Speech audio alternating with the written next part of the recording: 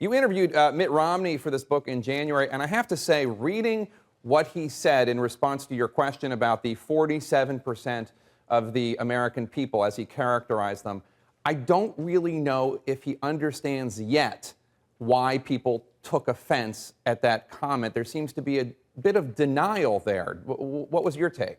Well, I had the same reaction, Jake. I thought that he believes he said something different, and the literal words obviously are the ones that people remember.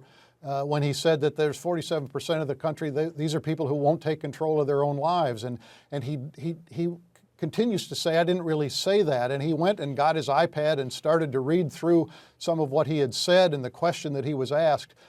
He knows it was a damaging moment. He believes it was damaging because there was the perception of what he said. He still had trouble processing that it was the actual words. You also got the sense from your book, from both Romney and his son Tag, that throughout the buildup to his announcement that he was going to run, he was looking for reasons not to run. Do you think that lack of fire in the belly in some ways, do you think that might have contributed to why he lost? You know, it may be, although I think once he was into it, he was, he's a competitive person. He was a competitive businessman, and I think he was a competitive candidate. But he had two reservations. One early on was he the best person in the party who might be able to defeat President Obama?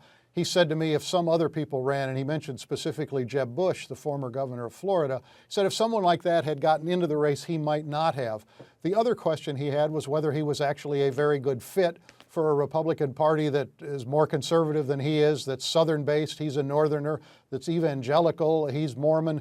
He said, Stu Stevens, his chief strategist, always said to them, this could be a tough fight. And so he had some questions. But as the field developed, Jake, the actual field that he was going to have to compete against, he decided he was the best of that group in order to go against the president.